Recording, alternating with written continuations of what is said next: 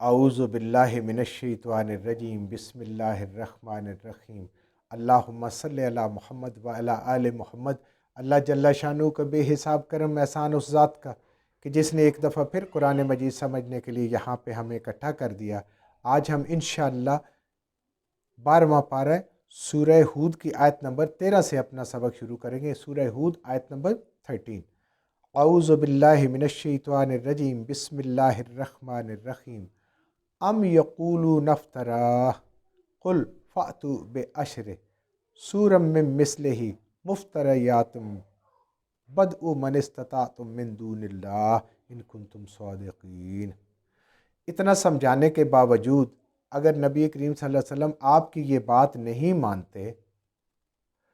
कि ये कुरान आप ख़ुद बना लाए हैं, अम यकूलूना यानी या ये कहते हैं, अफ्तरा आपने ख़ुद बना लिया है, घड़ लिया है इस कुरान को आपने अपने पास से, तो कुल ए मेरे हबीब सल्लल्लाहु अलैहि वसल्लम आप इनसे कह दें, आप इनसे फरमा दें, आप इनको चैलेंज कर दें, फ़ातू बे अशरा सुवारिन तो ले आए 10 सूरतें इस जैसी। अब पीछे सूरह यूनुस में हमने पढ़ा था कि एक सूरत, अब ये क्योंकि तरतीब नज़ूली और है और ये अल्लाह ने जो हमारे हाथ में मुसहफ़ दिया है इसकी तरतीब अल्लाह के हुक्म से नबी करीम सल्लल्लाहु अलैहि वसल्लम से ये और है। तो सूरह यूनुस हम पहले पढ़ चुके हैं और ये बाद में पढ़ रहे हैं। इसका मतलब ये पहले नाज़िल हुई है कि यहाँ पे 10 सूरतों का चैलेंज है, उसमें एक सूरत पे फिर बात आ गई थी। और 10 भी अगर देखा जाए आखिरी 10 सूरतें कोई ज़्यादा बड़ी नहीं हैं, वो तो 5-5, 3-3 आयात, 4-4 आयात की या 6 आयात की, और वो भी बड़ी छोटी छोटी आयात की हैं। तो अल्लाह फरमा रहे हैं कि अगर मोहम्मद रसूलुल्लाह सल्लल्लाहु अलैहि वसल्लम कुरान ख़ुद लिख सकते हैं, ख़ुद बना सकते हैं, तो वो तो एक हैं, आप सारे मिल जाओ तो इस जैसी 10 सूरतें ले आओ। अल्लाह ने ये पहली 10 सूरतें नहीं कहा जो सबसे बड़ी हैं, कोई 10 सूरतें सबसे आखिरी 10 सूरतें ले आए, उनको दे दें, आप बना के दे दें। मिसले ही इस जैसी मुफ्तरियात घाड़ लो, जैसे इफ्तरा नबी करीम सल्लल्लाहु अलैहि वसल्लम बकौल उनके नऊज़ बिल्लाह कहते थे, ऐसे ही तुम भी गाड़ लो, तुम भी इफ्तरा बांध लो, इस तरह की फसी बलीग हिकमत से भरी हुई मुस्तकबिल के आने वाली पेशिन गोइयाँ, पिछली गुजरी उम्मतों के हालात सच्चे जो तौरात और इंजील और मुख्तलिफ़ किताबों से लोगों के पास मौजूद थे, वो सारे के सारे तुम लगा के इस तरह की बना के ले आओ। इस ऐसे अल्फाज 10 सूरतें तो कोई ज़्यादा बड़ी बात नहीं अगर आखिरी 10 सूरतें, क्योंकि वो भी उस ज़माने में मक्की थी, वो आखिर में वो उतर चुकी थी, उनका नज़ूल हो चुका था, ये तो बाद में उतरी हैं। अल्लाह फरमा रहे हैं वदउ बुला लो मन इस्तताअतुम जितनी तुम्हारी इस्तात है, जितने लोगों को बुला सकते हो। मोहम्मद रसूलुल्लाह सल्लल्लाहु अलैहि वसल्लम पे तो आप अकेला कहते हैं ना कि उन्होंने ये घाड़ ली हैं, तो आप अल्लाह आपको चैलेंज दे रहा है अपने नबी करीम सल्लल्लाहु अलैहि वसल्लम के ज़रिए से कि आप जितने मर्जी अपने हमायती बना लो मिन दूनिल्लाह, एक अल्लाह को छोड़ के। यानी मतलब क्या, एक अल्लाह बाकी सारी मखलूक, तो सारी की सारी मखलूक तुम बुला लो सिवाय अल्लाह की ज़ात को, और इस जैसी 10 सूरतें बना के ले आओ, इन कुन तुम स्वादिकीन, अगर तुम अपने कौल में सच्चे हो। अगर मोहम्मद रसूलुल्लाह सल्लल्लाहु अलैहि वसल्लम अकेले बना सकते हैं, तो तुम्हें तो पूरी खुदाई का ही अल्लाह ने इख्तियार दे दिया कि बुला लो जितनी तुम्हारी इस्तात है, जितने लोग पढ़े लिखे दाएं बाएं मशरक से लेकर मगरब तक सबको बुला लो अल्लाह को छोड़कर, अगर तुम अपनी बात को सच्चे हो। अगर तुम ये नहीं कहते हो कि ये कलाम इलाही है,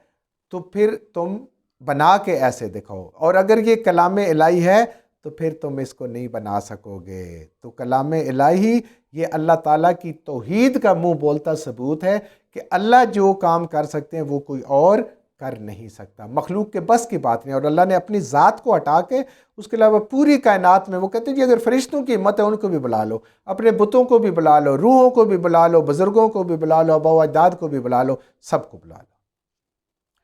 फ़इल्लम यस्तजीबू, तो पस अगर वो जवाब ना दें, यानी ये कुफार अगर वापसी जवाब ना दें, यानी चैलेंज को कबूल ना करें। और दूसरा मानी उलमा ने ये किया है कि जिन बुतों पे तुम भरोसा करते हो या फरिश्तों को अल्लाह की बेटियां कहते हो, उनको तुम पुकारो कि ऐसा हमें कुरान बनवा दो जो बकौल आपके मोहम्मद सल्लल्लाहु अलैहि वसल्लम खुद बनाते हैं, तो फिर अल्लाह फरमा रहे हैं लकुम, तुम्हारे लिए अगर वो बुत तुम्हें जवाब ना दें या नबी करीम सल्लल्लाहु अलैहि वसल्लम को तुम जवाब ना दे सको, फ़अलमू, तो फिर जान लो, ایک چیز، اس چیز کا علم حاصل کر لو، اس چیز کو اچھی طرح سمجھ لو، انما بے شک جو انزلہ یہ جو اتاری گئی ہے، یہ جو نازل ہوئی ہے یہ قرآن، بے علم اللہ یہ اللہ کے علم سے اتاری گئی ہے۔ اللہ نے اپنے علم کے خزانوں میں سے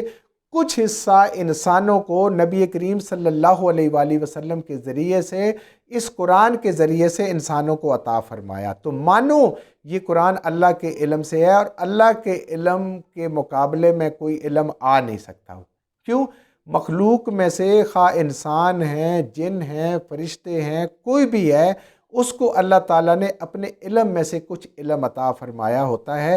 انبیاء کو بھی اللہ تعالیٰ نے اپنے علم میں سے کچھ علم عطا فرمایا ہوتا ہے۔ اصل علم کے خزانے میرے اللہ کے پاس ہیں، تو اللہ کے علم کے خزانوں کا کون مقابلہ کر سکتا ہے؟ تو اللہ فرما رہے ہیں کہ پھر تم یہ جان لو کہ یہ جو کچھ تمہارے ہاتھ میں ہے، جو محمد الرسول اللہ صلی اللہ علیہ وآلہ وسلم آپ کو دے رہے ہیں، پڑھ کے سنا رہے ہیں، یہ اللہ کے علم سے ہے۔ وَأَلَّا إِلَٰهَ إِلَّا هُوَ، اور اللہ کے علم سے اس قرآن کی جو بنیاد ہے، جو نبی کریم صلی اللہ علیہ وسلم کی دعوت ہے،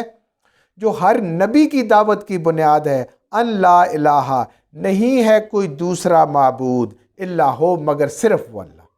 یہ اس قرآن کی دعوت کی بنیاد ہے۔ اس اللہ کی کتاب کے سامنے تم بے بس ہو، اس جیسی تم ایک صورت نہیں بنا سکتے، اس جیسی تم 10 صورتیں نہیں بنا سکتے، پوری کائنات مل کے اللہ کے مقابلے میں تم اس کی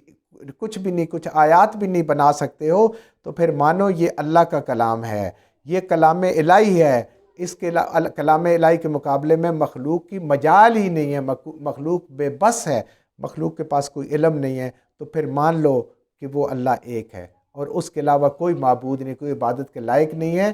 جو اتنی شان والا ہے، اتنی عظمت والا ہے، اور پیچھے ہم نے اس کی نعمتوں کا بے حساب ذکر پڑھا ہے۔ فَهَلْ أَنْتُمْ مُسْلِمُونَ، تو کیا اب بھی تم ایمان نہیں لانے والے ہو؟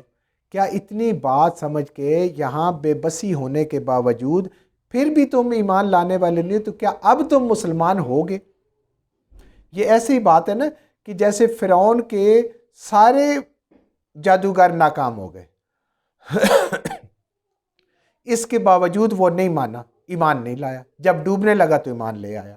تو یہاں سارے دلائل کے بعد، اپنی ناکامی ماننے کے بعد، ناکام ہونے کے بعد، اس قرآن کی ایک صورت 10 صورتیں بھی نہ بنا لینے کے بعد بھی اگر وہ پھر بھی نہیں مان رہے، تو اس کا مطلب ہے کہ وہ ضدی ہیں، وہ ہٹ دھرم ہے، حقیقت کو سمجھے ہوئے ہیں لیکن اس کو ماننے کے لیے تیار نہیں ہے، حقیقت کو سمجھنے کے باوجود ماننے کے لیے تیار نہیں ہے۔ تو یہ بغض ہے، اناد ہے، ہٹ دھرمی ہے نبی کریم صلی اللہ علیہ وسلم کے ساتھ، اس قرآن کے ساتھ اور اسلام کے ساتھ، ورنہ ایسی بات نہیں ہے کہ ان کو سمجھ نہیں۔